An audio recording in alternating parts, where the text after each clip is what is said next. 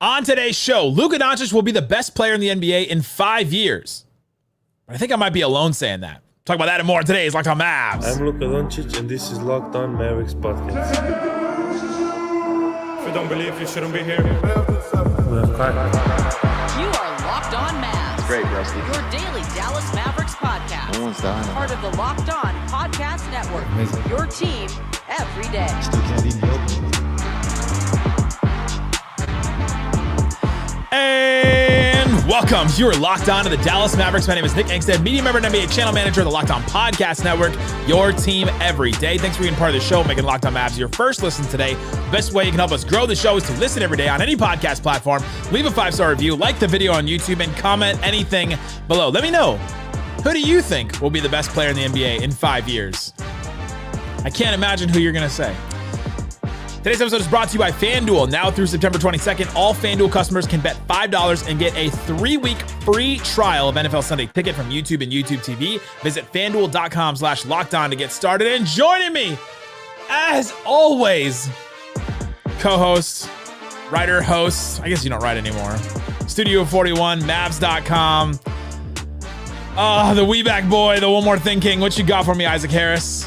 What is this music? I have not been on this show since this music. What you left and everything went to hell, Isaac. Where did you get this, and where is the old music? I mean, I can still rock with this. It has a vibe. Secretly, not so secretly. Everyone's really nervous. We won't be able to let it ride with this music. I think we can let it ride with this music.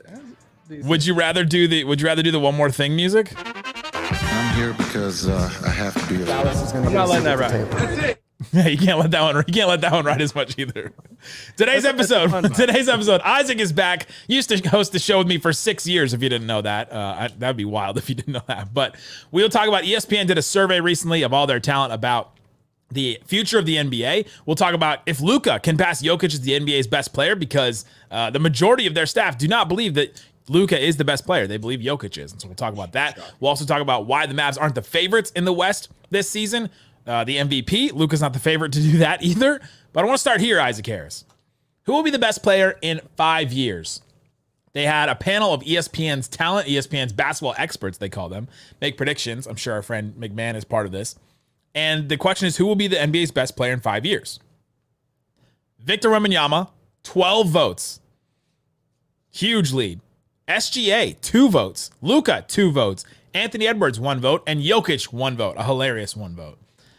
These 5 players are very interesting to me. Victor Wembanyama in 5 years will be 25. Luka will be 30. He'll be right still in his prime there.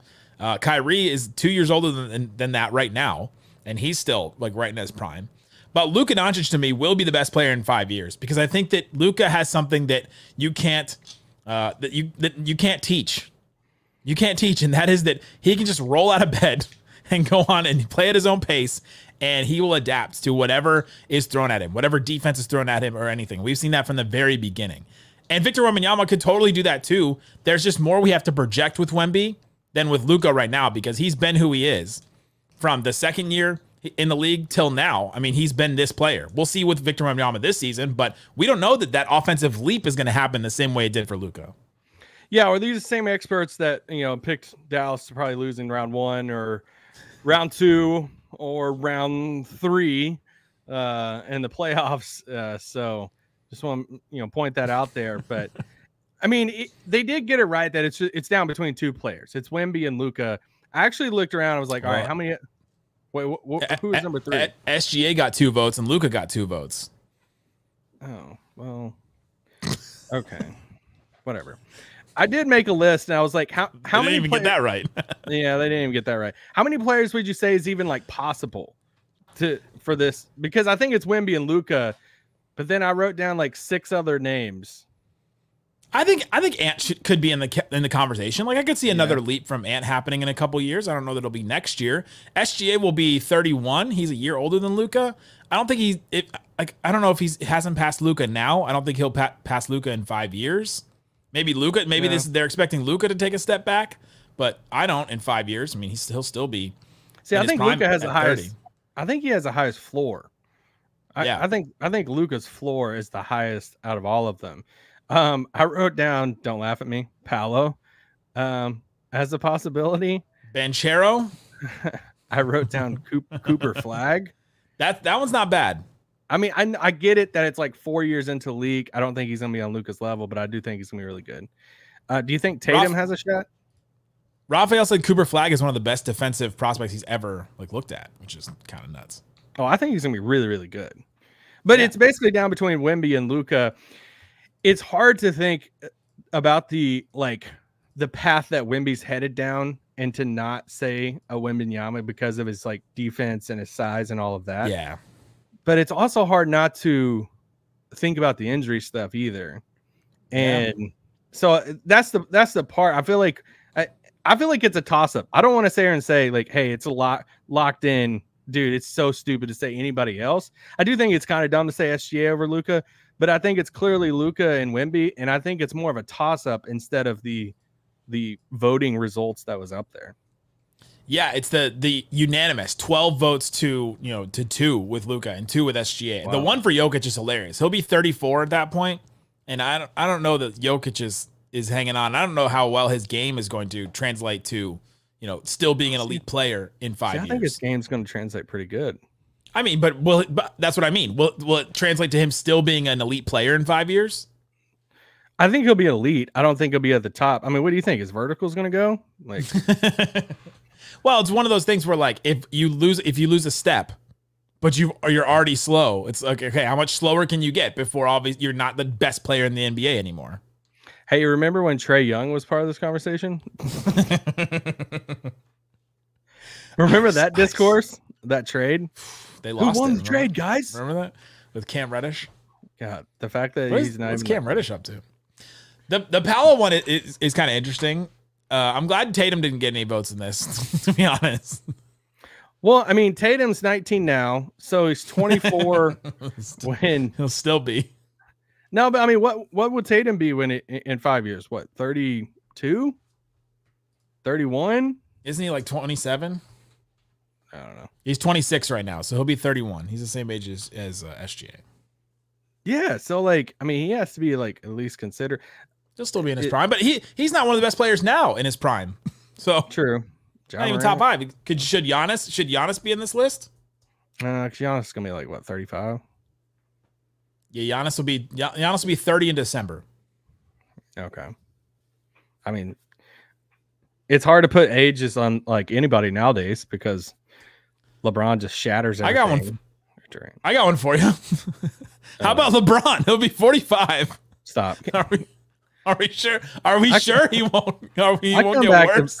I come back to visit this dang pod, and you're bringing up LeBron the first freaking segment. Listen, what about Bronny? Bronny's got to worry about making a roster. All right, he's got a guaranteed deal. Congrats! There's a lot of people out there have guaranteed deals. Sam Dallenberg had a guaranteed deal in training camp years ago. Why isn't Luka getting more votes in this? Why is it Wemby getting 12, Luka getting 2, and SGA getting 2, Ant getting 1, and Jokic getting 1? Why did Luka not get all the other non-Wemby votes even? I mean, I just think the defense thing still just is ingrained in people's brains of or they watched some clip of the Night of the Dragon game the other day, and everybody's getting worried or whatever. Love putting a lot of stock into an off-season exhibition that is a non-competitive, unbelievable event. Speaking of discourse around that game, but my disdain for that is almost like your disdain for Fan Jam. Oh God, Fan Jam. Yeah. Let's do breakdowns and a box score for Fan Jam. But for Wemby, I mean, he's just an alien, and what he can do on both sides of the ball, you get it.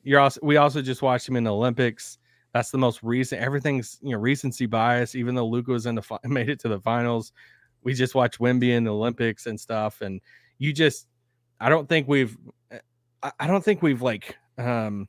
tried to project a superstardom in a while like Wemby, that if Is there who's the last player that you could honestly say the line of, if he stays healthy, he can be the blank best player of all time? Like, that's LeBron. And that's the thing with like Wemby, of he just has so much of the stuff at his size. It's just unbelievable. But even LeBron coming in, like, Wemby was number 2 in defensive player of the year. And like, I did a thing for the Dawkins channel where I was like, I think he should have won defensive player of the year. Like, I broke it all down and everything. Yeah. Like, I think he should have won it. It was all defense first team. So I don't think we've seen a player like that. So I get the Wemby. I definitely get the Wemby votes. I still do think it will be Luka, because I don't know that we can project a Wemby offensive leap like Luka had from year 1 to year 2, but we'll see.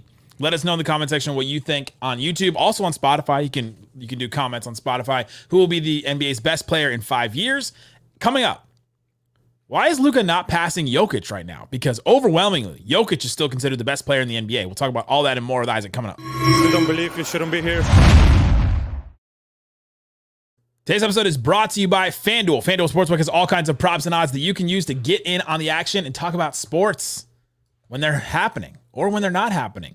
We've talked about FanDuel a lot. It's America's #1 sportsbook, but we have something a little different for you. Now through September 22nd, all FanDuel customers can bet $5, 1, 2, 3, 4, 5, and get a 3 free-week trial, 1, 2, 3, of NFL Sunday Ticket with YouTube and YouTube TV. Then with the YouTube TV base plan, you'll be able to watch every regular season Sunday afternoon out-of-market game. All you need is a Google account, form of payment. You can cancel anytime. Just visit FanDuel.com/lockedon to download America's #1 sportsbook.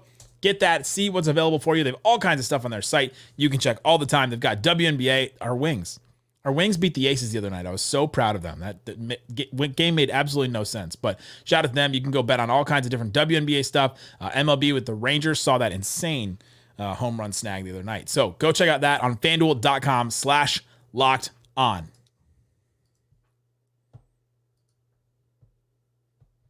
My first shot, my first make. Thanks for hanging out with us on Locked On Mavs, being part of the show, part of the Raccoon Squad, listening every day. Appreciate each and every one of you for checking out the show. For your second listen today, Locked On NBA. I was there on Thursday talking about coaches on the hot seat with Tony East. There's no offseason for the NBA, and Locked On NBA provides you a daily basketball analysis from national and local experts in 30 minutes or less. No one keeps you as informed or up to date as Locked On NBA. Wherever you're listening, watching this, check out Locked On NBA. I was there this week on Thursday and on Monday, so go check out that episode of Locked On NBA, part of the Locked On Podcast Network, your team every day. Who has the hottest? All right, Isaac. Seat? What'd y'all say? I said Doc Rivers. Oh my gosh, the hottest seat? I know. Really? I know. Our Bucks hosts did not like our Bucks hosts did not like it. Camille and Justin were like, "How could you say that?" But yeah, I mean, if you go through it, like, if they don't get out of the first round, he's fired. That's it. That's a hot seat. I guess so. That's My other one was Willie Green of the Pelicans, because I think they don't have any centers, and I think they're in a tough spot. Tony's were Billy Donovan of the Bulls and Quinn Snyder of the Hawks, and I was like, I don't know that they have expectations on either of those spots. Yeah, that's true. I guess Doc's is pretty hot. Yeah. I think by default the hottest seat in the NBA is JJ Redick's. Oh. You know, one person we didn't say had a hot seat at all, and I actually said is safe, was Jason Kidd, which is kind of wild to me that we're in that territory. But he has led this thing really well. Mavs made the finals last year. I don't know if you know that, Isaac. Did you know that they made the finals? I do. Yeah, I do. I heard. And they did that on the backs of one of the best players in the NBA. It was not considered the best player in the NBA, and that's Luka Doncic. ESPN's panel did another vote where they said who is the best player in the NBA this season. Jokic got 15 votes, Luka got 2 votes, and one unserious voter voted for Anthony Edwards. Can you make any sense of the Anthony Edwards vote right now? I mean, he has had a pretty good summer, Team USA, and I don't know. A pretty good one, like he was fun to watch, or like he was good. Yeah, it was fun. He had a good. He was not in their closing lineups that much. No, not like he took over. Yeah, and I mean, he had a good outing in the playoffs. Just kidding, guys. Did he take Kyrie? Did he take Kyrie? Oh yeah, he wanted Kyrie. I do think it's pretty fascinating that it was just those two guys that got votes. That it's just down between those two. You don't see a vote for Giannis. You don't see a vote for SGA, Joel Embiid, even Kevin Durant, even though he's gotten older and stuff. But it's just wild that this is where we're at. It's Luka versus Jokic. And actually, when looking at this, like I don't blame him yet for having Jokic up there. Like Jokic won the title. Like Jokic has won the MVPs.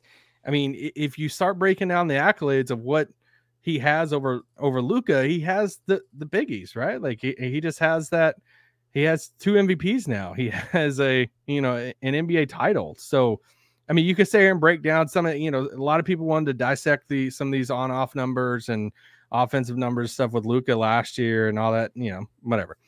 But it's just, yeah. Can he catch Jokic this year? Do I agree that Jokic should hold that title right now?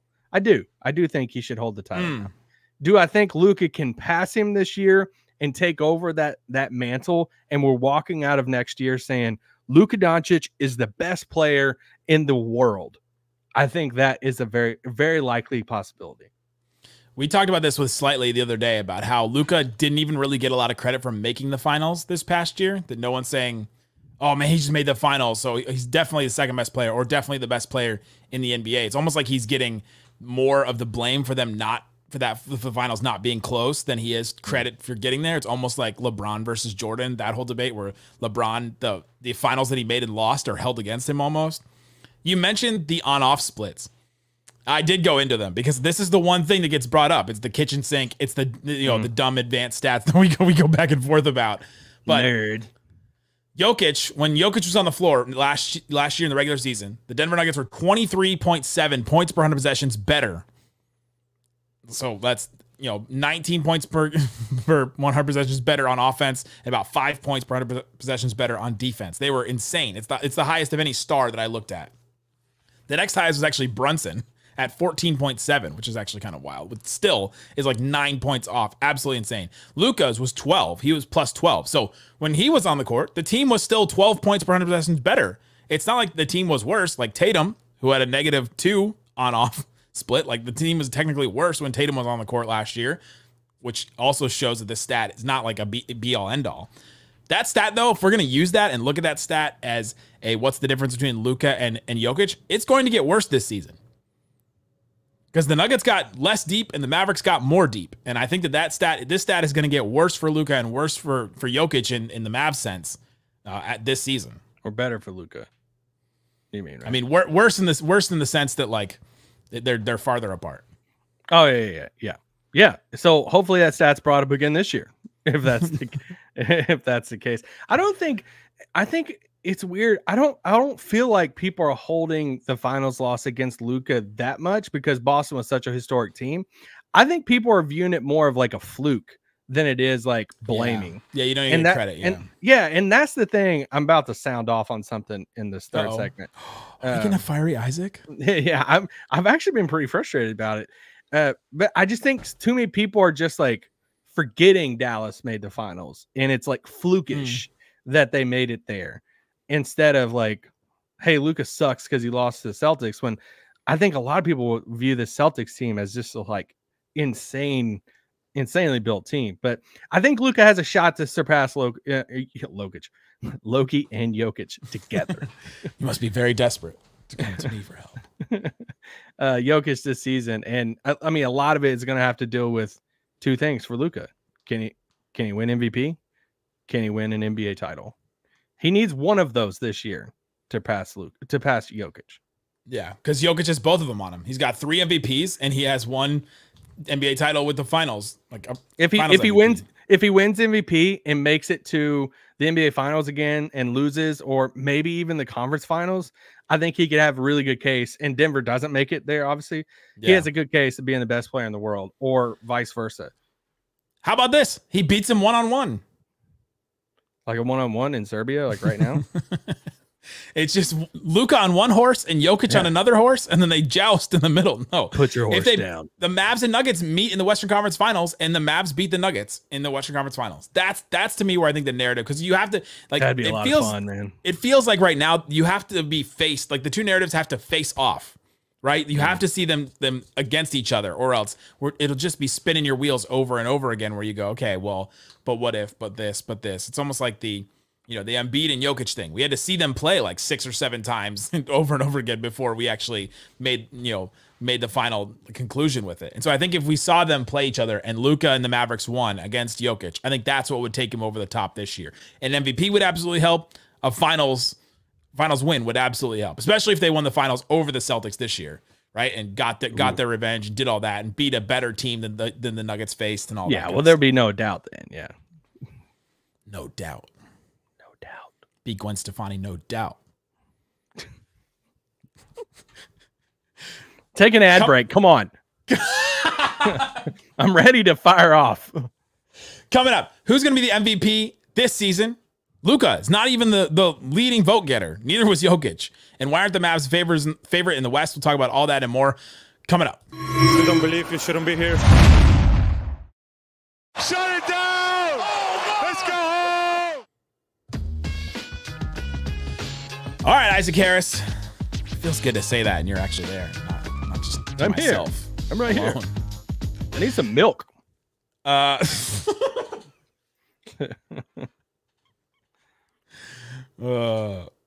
is a deep cut. Yeah, That's a deep. Only the longtime Raccoon Squad fans will know. years ago.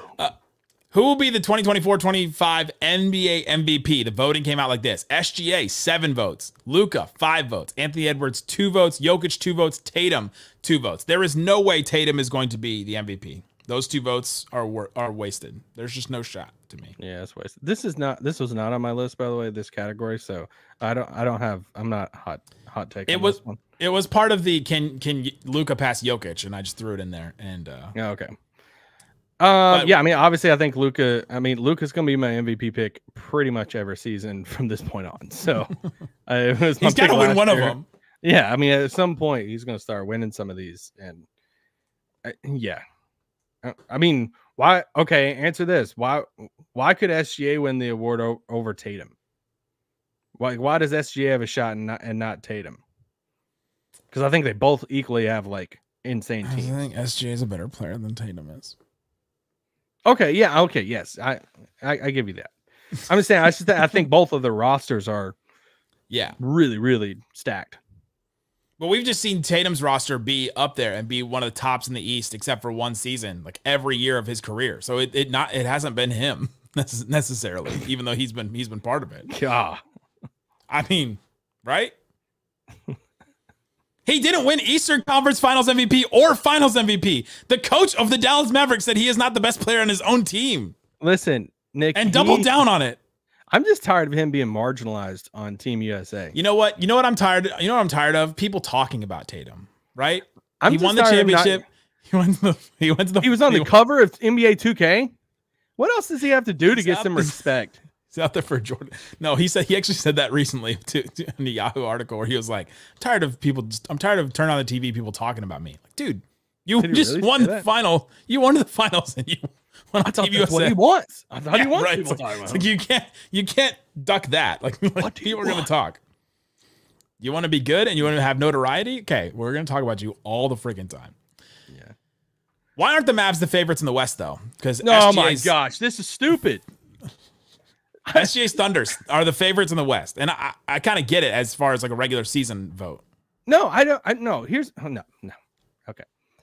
It's not even that the favorites in the West. I feel like we're seeing segments on TV or podcasts where people are talking about the Western Conference and it's like commonly thrown out there like, oh, okay, it's going to be OKC. Is it going to be Minnesota at the top of the West? And it's like, why are we not mentioning Dallas? They just went to the NBA Finals. They have arguably the best player in the league in Luka, and then you start looking at who they like swapped out for. Like you're swapping out Derrick Jones Jr., Josh Green, and Tim Hardaway Jr. for Klay Thompson, Naji Marshall, Quentin Grimes, and Spencer Dinwiddie for the most part.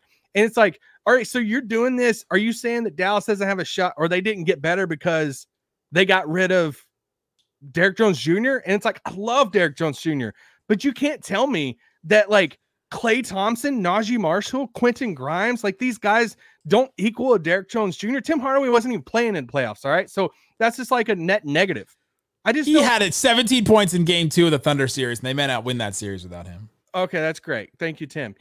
And then you look at Derek Lively, and it's like Derek Lively, one of the best rookies in the league, one of the best big men already in the league. He's going to be in year 2. He's only going to be getting better. I just don't understand how the team that made the finals, I think, got better, and their youngest, best player, like stud, is going to be in year 2, and they have an MVP, like candidate favorite, not to mention Kyrie Irving on the team. It's like, how are they not even like mentioned in some of these segments or some of these like graphics for like teams to come out of the West next year? And you're comparing them to what's the case for Minnesota? I get the case for OKC a little bit. Okay, thank you. That Alex Caruso automatically just makes them drastically better to where you're not even mentioning Dallas. Hartenstein. Yeah, in Hartenstein. I think they have a stacked roster, one of the best rosters, if not the best in the league. It just doesn't make sense to me how Dallas, it feels like people are viewing them like a notch beneath some of the top teams in the West. And to me, I think the top teams in the West, I think there's a clear top 4, maybe even top 3 if you don't want to put Denver in there. But I just think if anybody's like, hey, oh yeah, some combination of Dallas, OKC, Minnesota, that's the top of the West.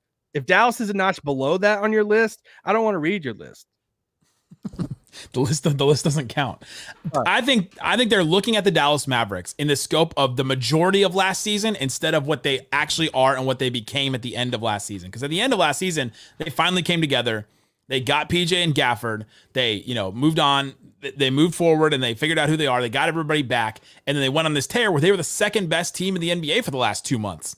And they were the best defense, and that matters. And that's who the Mavericks became. That's not who the Mavericks were for the first, 3 or 4 months of the season, where Grant Williams was playing a ton of minutes, where, they had Josh Green playing a bunch of minutes, where they had Derek Jones Jr. was in and out of the lineup, like not even a consistent part of the rotation all the time. They didn't really know exactly what they were and who they were. Now they do. Now they bring in Klay Thompson. And so are they being downgraded because they brought in Klay Thompson? Like, I can understand you not being for that move and thinking that move made them maybe worse, but not worse enough where they shouldn't be considered as one of the top teams in the West next year. We just beat OKC and Minnesota in the playoffs. It just doesn't. If they lost Derek Jones Jr. and didn't replace him and just like filled in some holes, like just like on some minimum contracts and like, hey, we don't have a lot of money here, blah, blah, blah. Like, or Josh Green is. But we got Dinwiddie and Taurean Prince, like they did that move. Yeah. Like, I kind of get it then, but you got Klay Thompson and Naji Marshall, who everybody loves the Naji Marshall like signing. And if you're a Mavericks fan, then you love it when you can open up Twitter and see everybody just raving about somebody your team signed.